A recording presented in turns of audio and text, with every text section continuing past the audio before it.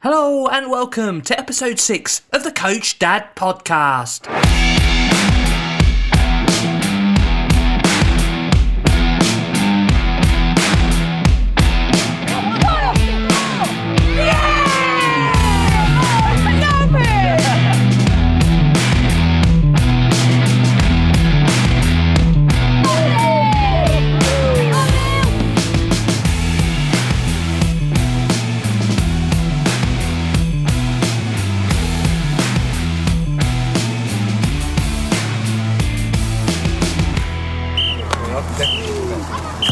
Well done, Austin.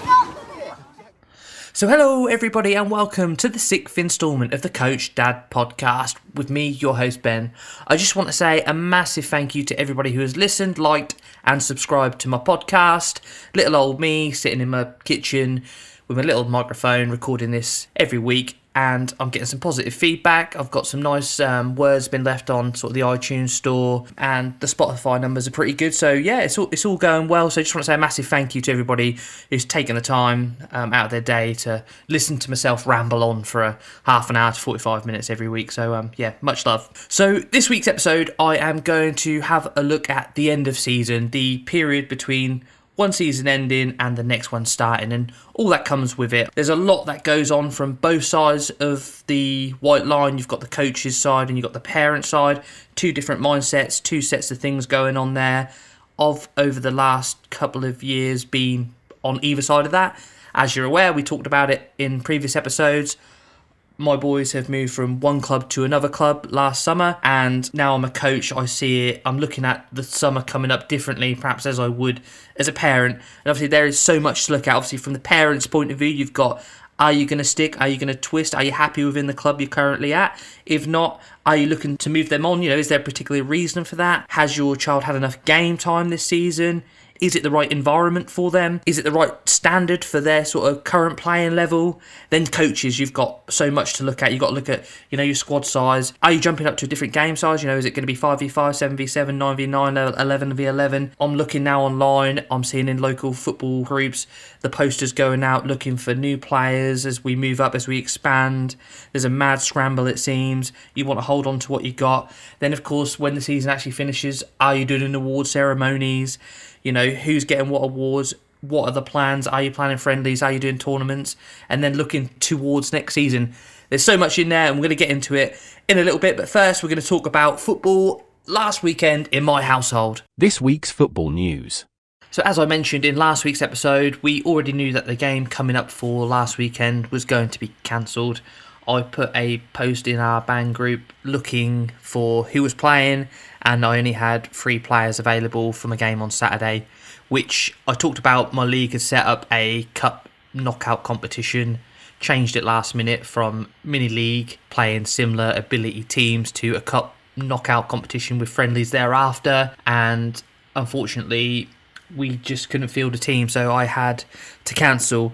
I obviously talked a little bit about my tongue-in-cheek comment where I weren't very happy about playing the game because I felt the draw was lopsided and it was going to be of no benefit from us, but we ended up not playing anyway, and it wasn't a get-out-of-jail-free card.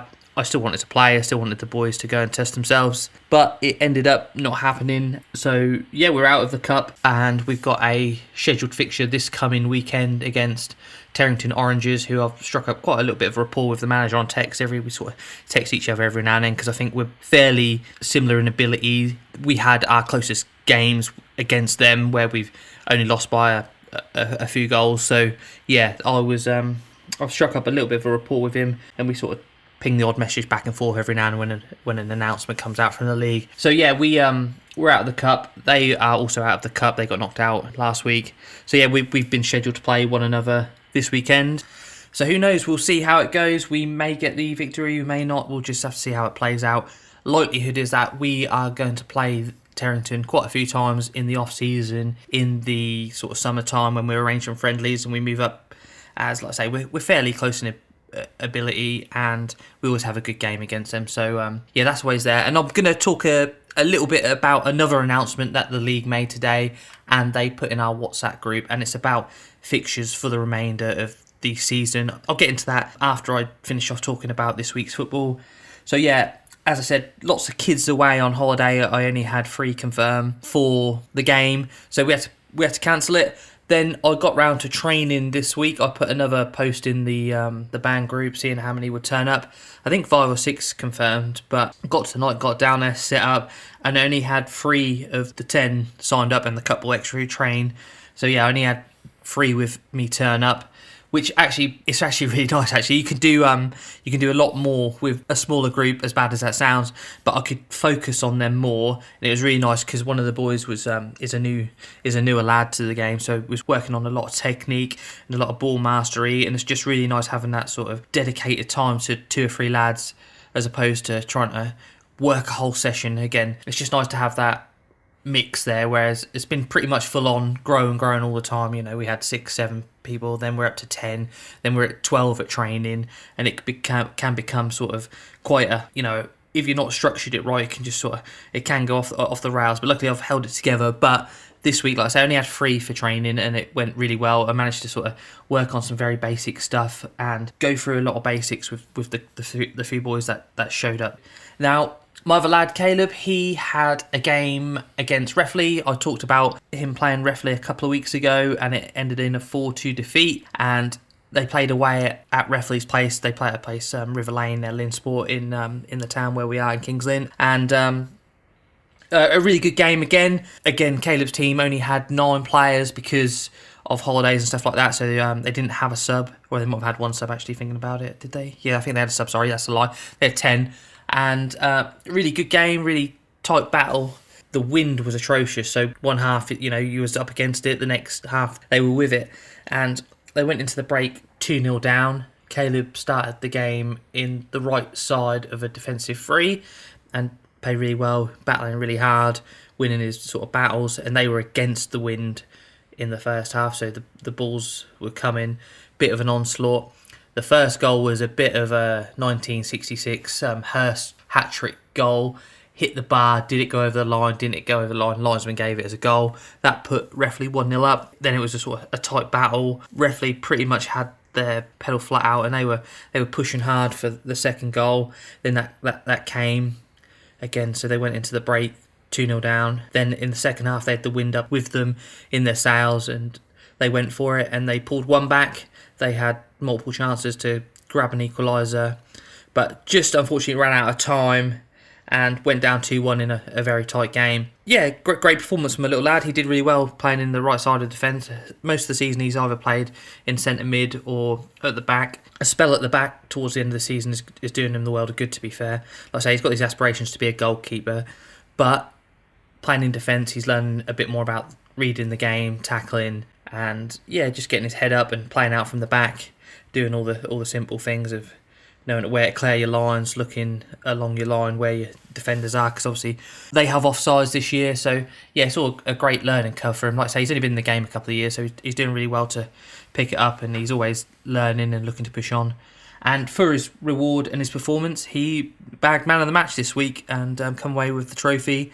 Well happy. I think it's the second time this season he's won it. So yeah, it's a testament to his sort of performance there at the back. And obviously they're now into their last few games. His team, he plays for Wallington.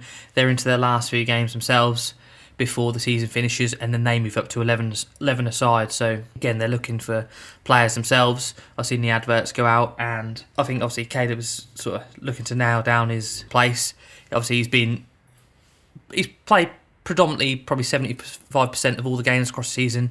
Sometimes he comes off. Most of the time he gets the full game. So yeah, he's doing well, and yeah, bag man of the match. So happy with that. I'm not sure. I think he's got a run of 2 or 3 home games now. I'm not sure who they're against this weekend. It was put in there. I did say he's available. So yeah, he'll be playing this weekend again. So I'm going to try and get some interviews in with my boys this weekend to bring you for next weekend. But yeah, on that, just a quick caveat on that. Caleb played his game at a venue called Linsport, kicked off at 11:30 on a Sunday. My little boy Austin had a birthday party at Linsport, all just by luck. The same venue. It's a big sports complex where we are. They've got football fields, running tracks, indoor gym. It's quite a nice place. And Caleb had his game at 11:30. Austin had a party at 1:45 to midday, and it was for one of his football teammates who plays for me. And we parked up. I let Caleb sort of go off and do his warm-up with his team and that, and start the game. And then while he was playing, literally had to do a sort of 2-minute, drop Austin off at the party, then walk back, so only lost 5 minutes in the back and forth. But when I pulled Austin out of the car to take him to the party, nightmare as a parent. I put this on Facebook as well, but it's one of them moments where you die, you want the ground to swallow you up. He'd only gone and put 2 different pairs of shoes on. He'd put his smart Adidas on one and then his school sort of plimsoll trainer on the other foot, and I just wanted to die, to be fair. But I walked him into the venue and sort of had a little chuckle with the parents and that, and it was a football party anyway, so he went off and played football and he did all right. I got sent a video actually of him, got scored a goal and done a celebration, so yeah, that all went well for him. But yeah, it's just one of them sort of moments as a parent where you wanted the ground to swallow you up, and probably die was probably the word I was looking for, die of embarrassment. But yeah, so that was this week for football in our household.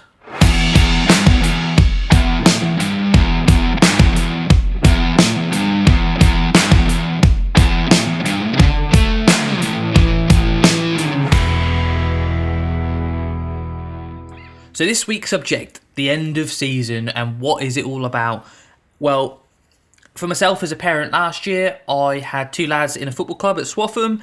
My boy Austin, he was now wrapping up his season, playing the last few games, and all I could see the future for him was remaining at Swaffham. We'd had no plans to move. He was happy there. He was getting on really well, slowly improving, happy, liked the bunch of kids he was with. There was going to be a little bit of a break at the end of April, May, and then they were going to come back and hit the ground running with friendlies and training and whatnot. So yeah, we didn't really envisage too much changing with Austin in his schedule. And we already knew that Caleb was looking for a new club. It might have been around this time last year, obviously with the last game with Swaffham. He played right up to the end, and then pretty much after the last game moved across to Watlington, where he is now. So yeah, that was all sort of where it was. And it's this time, I'm guessing, as a parent, you are starting to sort of look about, again, are you happy with your kid in the club? I've seen quite a lot of posts on Facebook and on the grassroots hub and stuff like that where things are not quite going well and they're asking for advice. What should they do? You know, should you stick? Should you twist? I mean, ultimately, if you're not happy in the environment you're in, this is the perfect opportunity and the perfect time to look for a new club for your child. I've seen no end of posts on Facebook in different footballing groups and shared on local pages, selling pages, local announcement pages, on local village and town pages. Your local club is looking for new players as we move up. I've got one out there myself that I'm now going to put out. So yeah, there is ample opportunity to move. Again, you might have parents who are only a year or 2 into this and not sure if they should stick or twist, but trust me, I think if you look and you look hard enough, you'll find the right club. Or do you want to stay like this? Like I said earlier, there's so many caveats to it. Is your child happy there? Are they getting enough game time? Are you happy with the coaching, the progress of them? So yeah, there's so many opportunities. Being a coach now, I have seen things start to ramp up with online socials of different clubs. I follow so many now, and it's all about certain teams are looking for players. Whether it's the right thing or not, that you got the pull of the JPL and the higher standard of leagues looking for players, and trials putting it out there. You know, we've got trials on this day for this age group. Come along, submit your interest here. So yeah, it's all out there. Are you going to stick? Are you going to twist? I mean, I'm pretty much certain I'm going to retain 90% of my team. I am going to put a post out after my next couple of games just asking. I mean, I'm approachable and friendly. Literally, if you've got any doubts about next season, are kids staying? Are they stepping away? Because like I say, I've got kids in my team. I don't think some of them, football is for them, but I'm always going to offer them that opportunity to fall in love with the game and play. So it's about them finding themselves. So if they want to play next season, they can continue to stay. If they don't, I've got no qualms with them not wanting to play. If people want to move on because we're a low-level team, it may be hard to see their child get, be on the end of negative results every week, and they may feel that their child may be above the level that they're at, which is fair enough. I can totally get on board with that as well. I've too far gone now to hold any sort of grudges. If people are not happy and they want to move on, they're more than welcome to. If they want to stay in an environment like we're in where we grow together, then brilliant, so be it. Like I say, I'll afford their children the time to grow and learn, because that's the situation I'm in. I don't have all the talent at hand. I'm not in a big town. What I'm dealt with is what I've got, essentially. So I work with it, and I'm happy to do that. I'm not going to go around, trying to poach players and whatnot. That's just not what I'm about. I'll put the notice out there if there's anybody who want to join. I am going to push hard for a goalkeeper, and I've got an advert ready, which the gist of it says, do you want to play in goal? Have you ever played in goal before? If you've never played in goal before, you're more than welcome to come and learn on the job, essentially. We're looking for a safe pair of hands, and we'll afford you the time. If it takes you 1, 2, 3 years, I'm more than happy to take someone on board if they want to learn that position, and I'll afford them the time. I'll give them what they need, and away we go. So yeah, but as I've sort of alluded to, I'm pretty certain I'm going to lose 1 or 2. I've already got a couple in the wings. As we go up to 7-a-side, I perhaps want to add the goalkeeper maybe, and maybe one more. And I've had an email come through from the website and inquiring, so I've sent off a message to somebody today saying, what we're about, where we train, and we'll go from there. Like, as I see posts on Facebook, we're looking for it, makes me laugh, we're looking for experienced players at this age group, and it's like, Jesus, what a word to use, experienced. Nobody wants entry level, it seems. Everybody wants the best. So it's just I find experienced anything sort of under. What is an under 12 really experienced in? They're just out there expressing themselves playing football. Yes, they learn the game and all the rest of it, but in grassroots, experience, is that the right word? I don't think so. But I'm aware and I know that there are players that are good players and better players. But yeah, to use words like experience is pretty sad. So I'm pretty upfront. I put the advert out there. I talk to people. I tell them what we are. We are a new team. We are focused on fun and developing all at the same time, and results will come in time. So I don't like to undersell it. I don't like to oversell it. I'm just truthful with people. There are certain environments out there, and if I can project an environment of culture, of fun and development, then hopefully, that will open doors for us, and people will be happy to be in that environment, because I know it can be cutthroat. I see these posts on Facebook all the time where they say they're under 8, 9, 10 players is not getting enough game time because they're not up to the standard and this and that, and they just want their child to play. So that's the environment that I'm creating, where we play. We're all about fun, we're all about development. I wouldn't ever dream of leaving a kid out of 75% of a game, because that's just, for me, that's not right. That's not what grassroots football should be all about. But yeah, so one of the things I want to get into a little bit is about poaching and people tapping up players. And, I've actually had it once in my team this season. I've had a parent tell me that a coach of another team has asked about the availability of their child. And did it annoy me? Not really. Like, I know it goes on. I know because of my oldest son, Caleb, it's quite rife in his age group. Sholdham, where I am, had a really good team called the Lightnings. I think they were under 11s last year, and they won the local League Cup, and a lot of those players were poached for JPL team for a Saturday, and then they end up playing for the other team on a Sunday. So yeah, there's a lot of poaching going on essentially as you go through the age groups. And I know it happens left, right and centre. I talk to coaches all the time and in and around the club, and how they lose players, and it's such a shame really it happens. You should just let children enjoy the environment they're in, I think, especially at grassroots. Where it jumps up to sort of JPLs and these sort of structured bigger leagues, then fair enough, you do want your children to go test themselves, then that's pretty much fair enough. But if you're trying to build a decent squad in a grassroots league of all the best players, is it worth it? I don't think so, but that's just my thoughts on it. And I again have done my research. I've been online, done some little bit of research on some Facebook posts, and can you hear that paper again? Listen to that. But yeah, so this was on the Grassroots Football UK page. So it goes, a recent Facebook survey revealed a whopping 89% of teams have had a player approached by another coach to play for them. We asked why the craze towards poaching the best players from the area to create an elite team. Who does benefit from this? So yeah, that was posted on the Grassroots Football page. It cropped up end of last year. Obviously, it's a subject that splits opinion. There was over 300 comments on there, and I'll go for a couple of them now. But yeah, for me, like I say, that you can put it in sort of a better few sentences to that. 89%, and who does it really benefit to create these sort of little super squads at a grassroots level?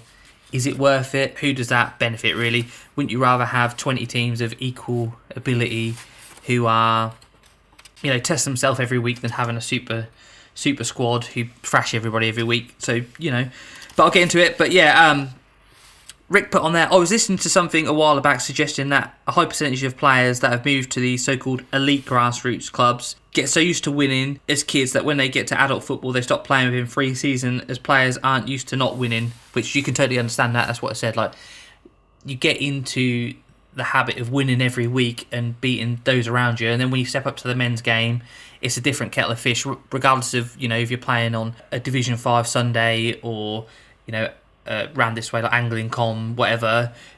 There's levels to it, so things change quickly as you get older, sort of in the older age groups, and people become bigger, people grow, people come faster, people become quicker, they become aware of their bodies, and so yeah, things can change rapidly as you move up. Someone else has put, you don't have to poach if you have a good relationship with the players and make games and training as enjoyable as possible. That itself will do for me. So yeah, that's pretty much what I just talked about a second ago.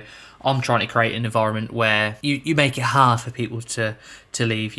I'm turn up, I'm friendly, I put a session on, I do it well, I believe. Everyone leaves happy, everyone comes to a game, everyone gets fair game time. Yeah, we don't get the results, but everything apart from the result is a positive, and that's all I've got to, until results come, the players improve, which they will over time, then it's all about creating that environment. But yeah, so you read through sort of all the comments, and there's sort of, like I say, 300 odd comments on there, back and forth, people debating on poaching and how it goes on and how to stop it and why is it happening. So yeah, poaching I don't think is really great at sort of grassroots youth football. Players leaving for various reasons, not getting on, not getting their game time, etc, then that's fair enough. People moving for personal reasons, totally understand that. Everyone's different, everyone's got their ideas and ideals on how football clubs should work, and not everybody agrees on everything. So yeah, people moving, but poaching does seem to be a toxic part of the game. And like I say, I've had one parent already approach me telling me that another coach from another team has asked if their child wants to go across and play for them, and they haven't. So yeah, hopefully that's a testament to the sessions and the environment that I'm creating. But yeah, like I say, it seems to be silly season with posts and people wanting to grab as many players as they can at the moment. Yeah, I'm doing all I can to sort of beef my squad up as well. Like I say, I think I've got enough, and if I can add one or two more to it, then I'll be happy. So yeah, that's sort of silly season at the minute. And once we get this sort of next month or two out of the way of silly season, for me personally, I've not ended any tournaments. I've talked about that. I put out 3 or 4 dates of different tournaments on my band group, and I didn't get enough people in, enough interest in those dates and times. And personally, I'm not a massive believer in tournaments. I've experienced them last year with my boys, and they're long days, and I just feel for my boys at the minute, my team, I just struggle with the benefit. Like I say, I'm going to do as many friendlies as possible. And again, I'll talk about it at the end of this podcast when I get through this next section about how our league has talked about how we fulfill the rest of the actual schedule. But yeah, so I'm just going to look for friendlies. I've got, like I say, I've got two lads who train with us who are waiting to go. So if I can get them involved and get them as many games as possible, like I said, I think I may lose 1 or 2. I'll lose another boy who then, at the end of the month, he'll start playing cricket. It's cricket season, so he goes and plays that. Other things to look at the end of the season, we have our presentation day lined up. I think it's in June the 11th or 13th or something like that. It's a Saturday roundabout then. I've obviously partaken in one as a parent with my boys. They both went and got their medals. It was an odd day last year when we was at Swaffham, because my little boy Austin, he went and got his medal, and we already sort of, by the time that was on, knew that we weren't going to be about, but we still went, had a great day with him. He went and played with all the boys. I did think he might get most improved player, but they gave it to another lad, which was fair enough. It's all, like I say, it's all based on opinions. I'm going to get into a little bit about awards in a second and what they mean, and Facebook posts and people getting out of their tree on awards. So yeah, he got his medal, and Caleb also went and got his medal. Really odd, because his group weren't represented. There was 2 or 3 players who went to the end of season awards for the under 11s, but because the coaches had moved on and set up another club by this time, and there was fractured relationships between them and the club, their squad wasn't represented at that day. A lot of ill feeling around it. but the lads were still welcome to go, and because I was there with Austin, so Caleb was there and he went and got his medal, and a couple of other boys did as well who were there. So yeah, they got to have a bit of a day out there. Again, presentation days are nice and that, but for kids it can be a bit of a day. So I was quite glad we got done quite early. Obviously, I think it's pretty standard across most clubs where it's a bit of a do, bit of a disco, bit of a party, bit of a barbecue, inflatables, drink, ice cream vans, etc. A bit of a football tournament as well. So yeah, I think that's pretty standard across most clubs. This year for Sholdham, who I'm at the minute, they're putting it together. They've got a barbecue. You can do on-site camping. You can spend the day there. I only live about a mile down the road, so I'm going to go do my speech, give out my awards to the team. The wife's got the day off, so we'll spend a good chunk of the day there and really enjoy ourselves. Hopefully I can get a lot of the boys there because we've got all the awards to hand out. I've got a little bit of a speech to do, which I'm looking forward to. Going to talk about the hardship of being a coach. But yeah, so last season the club said they had Joe Taylor down, who plays for Luton. He's a Marham lad, played for Lynn, played for a few other local clubs as well. At the minute, he's on loan from Luton to Lincoln, doing really well as well, scored a few goals. So yeah, the rumours he might be there again, so it'd be great for the kids to have a photo opportunity or whatever, talk to a Premier League footballer, even though he's on loan. But yeah, I think that's a little bit about how our day's going to go. I'm now going to ask all the parents their thoughts. I'm going to do that in the next couple of weeks on parents, player. I've got parents, player, players, player. So I'll ask the parents for that. Then I do obviously who I think my player of the season is, which I think I know who that is. I've got who I think has been my standout player for me. And then I've got most improved, which is such a hard award for me to do. So I'm going to again ask for an assist there for the parents, because with my team being new, with us not winning a game so far this season, no positive results, a lot of the boys are new, so they could all win it essentially, but obviously I've got to give out a most improved, so it's going to be a tough one. So I'll ask for a little bit of guidance on that one. But yeah, get into awards again. Back to the old Facebook again. I've prepared again. So yeah, one that cropped up, and it's cropping up quite a lot actually, is about awards and what you should give out. Should there be an award for top goal scorer? There was again a post that went on the Grassroots Football page. I'll read it out. It says, top goal scorer award, yes or no? Last year a coach quit due to an argument about this award. This was the story. I am the manager and a coach of a parent-run club. We started the club from scratch last May as we were unhappy with how the previous manager, coach and club was run. I sort of understand that because my oldest boy Caleb, his age group last year in Swaffham, their coaches did a similar thing where they went away and they set up their own club. So anyway, back to the post. After getting a show of votes today to confirm, 6 were against the award and 5 for. This has led to abusive texts and threats from parents who believe his son has earned the trophy, and if the club don't give him it, he will not turn up for the presentation and will also leave the club. So it's been a democratic vote there, and 6 of them have voted against such an award of top goal scorer and 5 for. So at the end of the day, it's gone to a vote for the members and all the parents. If you're on a committee, you'll do a similar thing. So yeah, they voted against giving out a top goal scorer award. So you've got to go with that. I'll get into some comments on that in a second.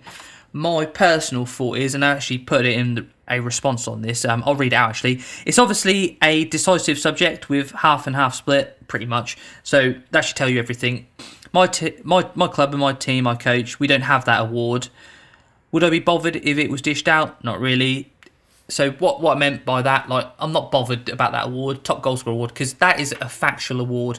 Most awards that you give out at award ceremonies are opinionated. They're all based on opinion and a feeling. So, parents, player, players, player, most improved and player of the season.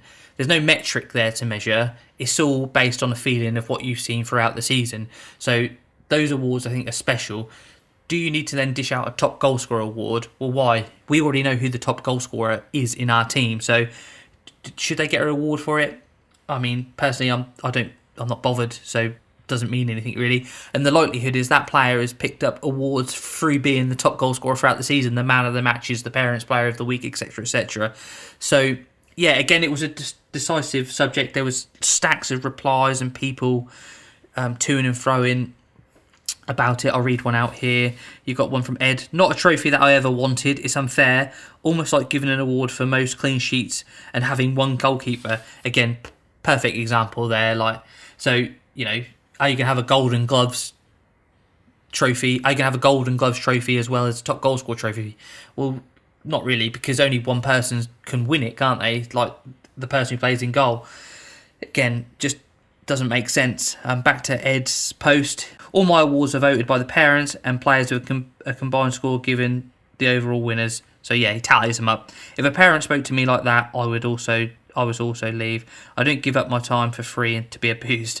So yeah, you got a lot of thumbs up and hearts on that one. And again, yeah, that's like this chap here, this parent, saying abusive threats and whatnot, and he's threatening to quit or not turn up and leave the club. All right, mate. See you later. That'd be my response. See ya. Do one. Why would you want to put up with that? I understand it. Parents are pretty tribal sometimes.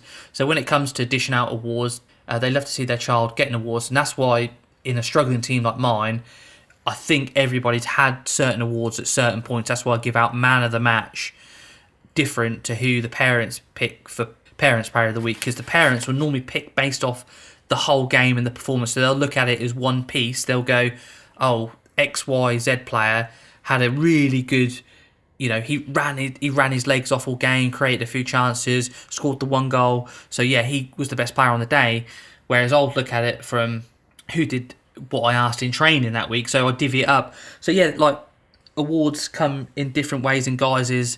So parents can be, as I say, quite tribal when it comes to things like this, and they're really happy when their child gets an award. I'm friends with a lot of people, like I say, but my boy schools with a lot of the children, and I know a lot of them through being local and whatnot. When they get man of the match, picture bang straight on Facebook, man of the match, brilliant, yeah. Parents love it when their kids get awards, as the kids do as well. They love being rewarded. You can understand why they get upset if, say, their child has gone all season and scored 50 goals or whatever, and then they're not being rewarded for it. But the reward is the goals, isn't it? Like, I have children in my team who probably have never had a shot, let alone score a goal. So, like I say, a couple of weeks ago when we had a 7v7 game, we got a penalty. I gave it to the chap, the little lad who's leaving and hasn't scored a goal. So I thought, penalty, let's get some of the boys who have not scored a goal on them, get them to try and score a goal, because that's the best feeling in football. That's what it's all about. So the reward is the goal itself. So that's why, personally, I don't believe you should have these awards that are factual, most clean sheets, most goals, most assists, because then you'll get silly, most throw-ins, most corners. I just don't think awards should be factual awards, because the reward is the clean sheet, is the goal, and that will likely lead to a man of the match or a Parents Player of the Week. Whereas when you get to the end of season awards and it's Parents Player, it's a group thing, isn't it? It's everybody has voted on it. It's a fair democratic process where everybody's voted on it, the votes are tallied up, and that person has won it. So yeah, that's an overall collective of people agreeing on something, whereas the factual awards like top goal scorer is just not needed, really. So, but yeah, like I say, it got pretty heated in the old comments. Nathan put on there, I used to award Parents Player and Managers Player after each game. That's what I do. I have also awarded a highest goal scorer and most assist trophy at the end of the season, along with most improved Parents Player, Managers Player and Parents Player. I think competition is good, but I have left due to the abuse from two parents, threats, etc. FA showed no support. It's funny as it seems everyone has a thought on how to run a team, but not many actually do it and understand that time and effort involved.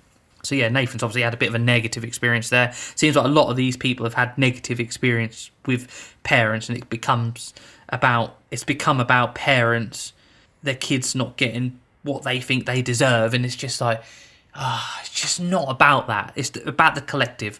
That's what I say. It's about everyone agreeing on everything. That's what these awards are for. So if your child doesn't land, top goal scorer, or if you thought they were in with a chance of winning a certain award, you don't need to spout off about it. Perfect example is Austin last season.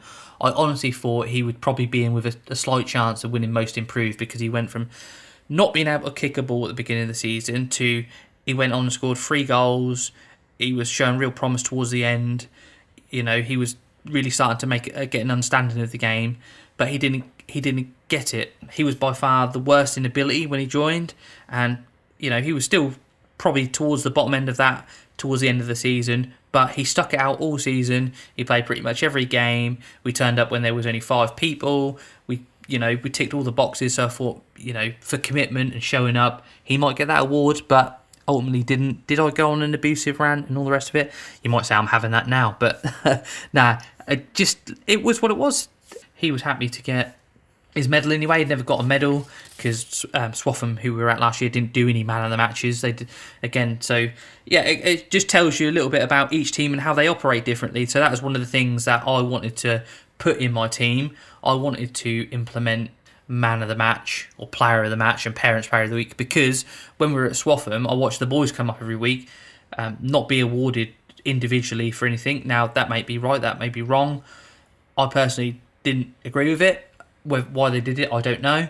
But then you see the other team handed out trophies, So it's like it's that balance of who was man of the match, who weren't man of the match. They didn't do it. So, but I believe kids need a boost every now and then. So that's why I chose to take that in.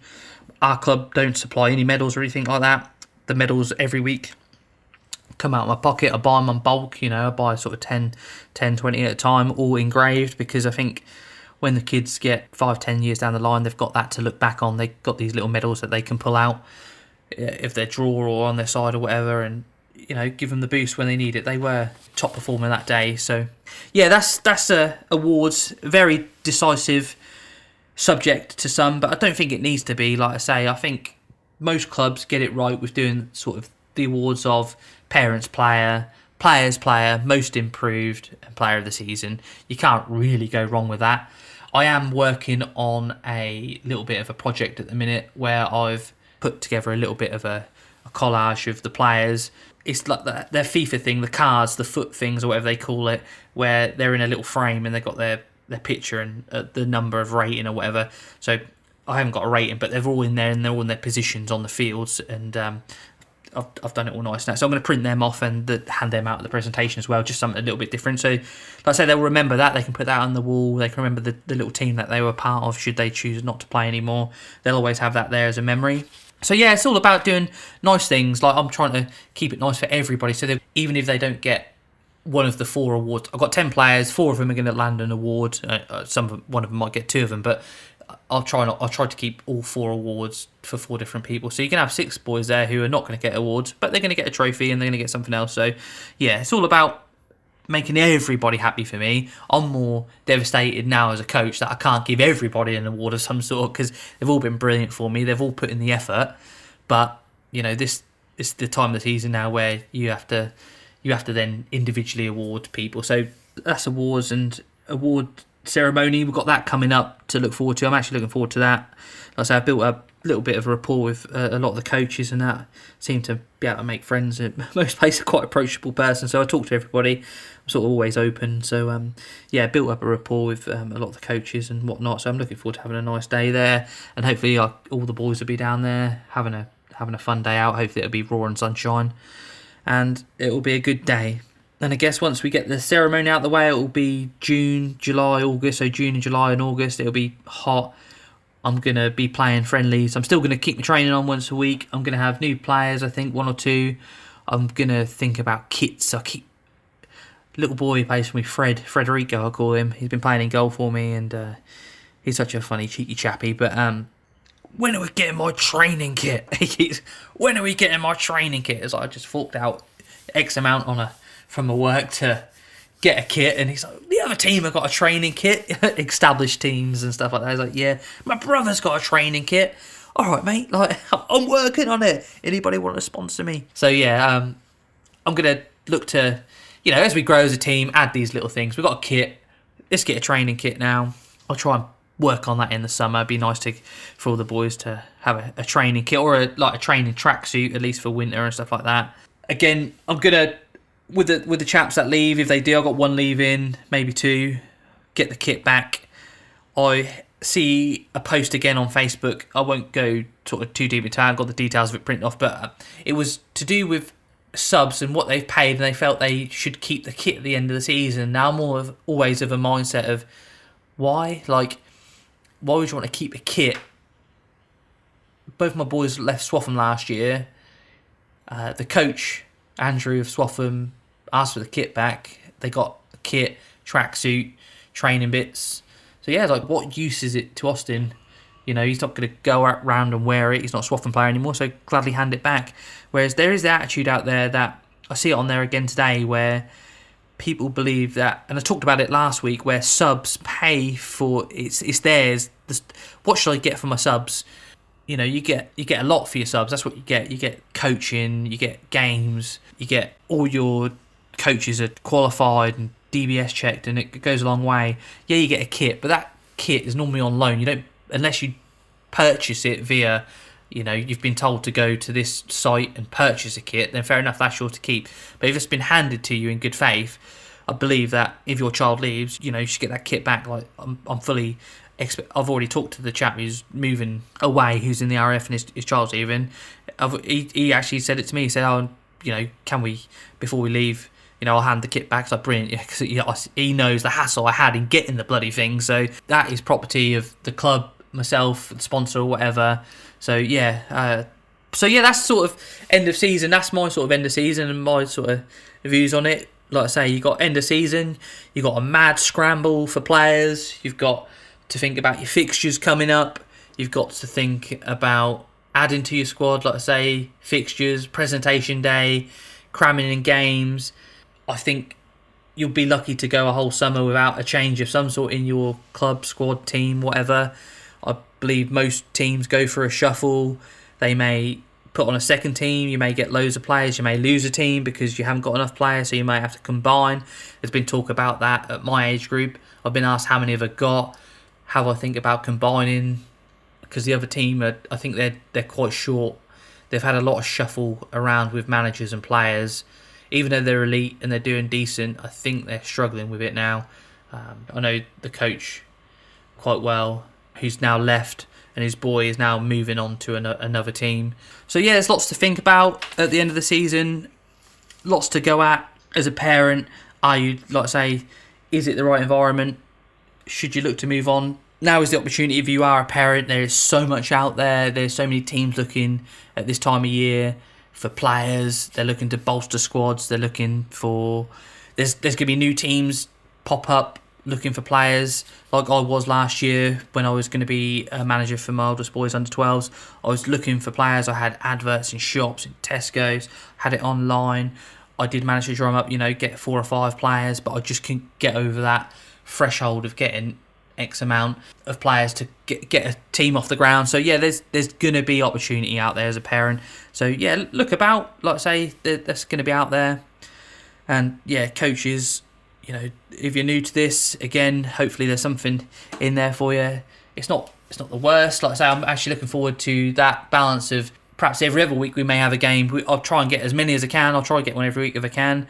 But I've also been on the other side of that where I'm a parent, where sometimes it's nice to have that little bit of a break. And before you go every week when the season prop starts in September, I'll see how it goes. I'm going to try and push as many times. Like I say, I don't mind. I'll play Terrington every week if the chap who I'm speaking to, we'll go for a 30 leg game, and hopefully we might win one. That's the dream.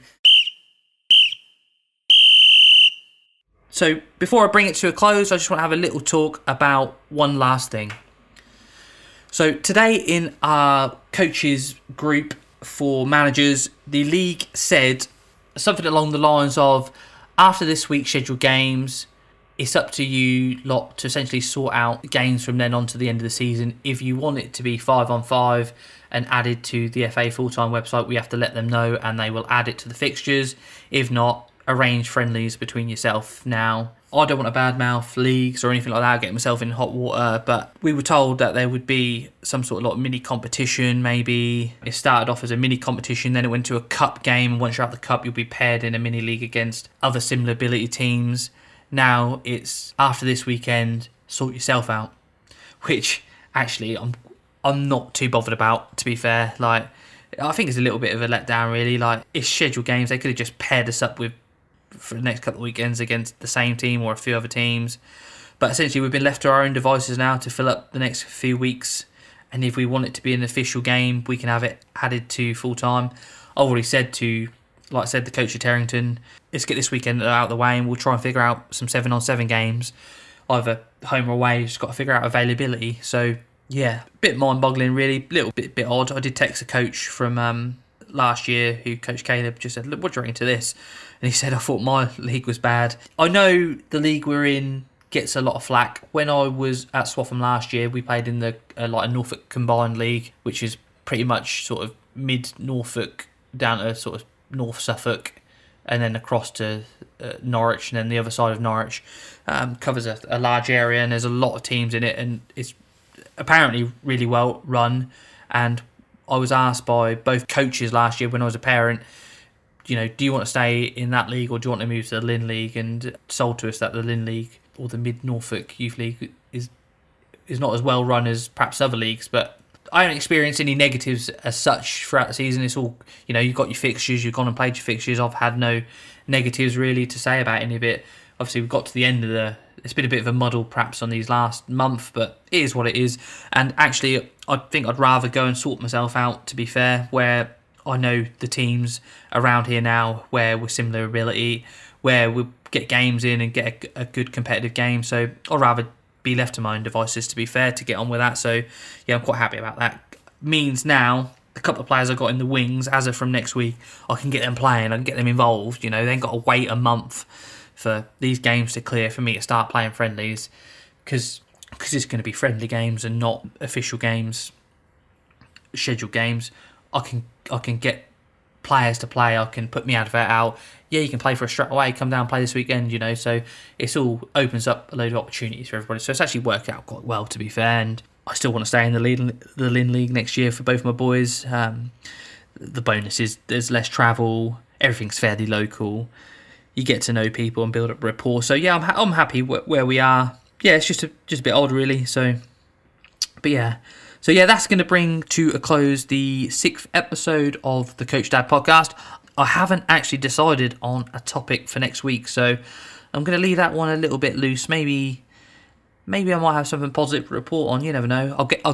So these podcasts will land now. They were every Friday morning, but they're going to land every Saturday morning. So I record them on a Thursday. I then edit them perhaps a little bit on a Thursday and a Friday night. I whack in the dubs and sound effects and all the rest of it. Cut out all the the obviously's, and all that stuff. So yeah, and then I'll put them up on Spotify, Apple, Amazon, Google to come out at 7 a.m. and download into your whatever save folder for Saturday on the way to football. So yeah, these will land on Saturday. So on Saturday we have a game against Terrington. So hopefully maybe a positive to report on next week. We'll see. I've had 9 people confirm for Saturday, and we're looking pretty good. We're looking pretty strong. So let's see how we go. And I will see you all next week on the Coach Dad podcast. Thanks for listening, and I will see you again.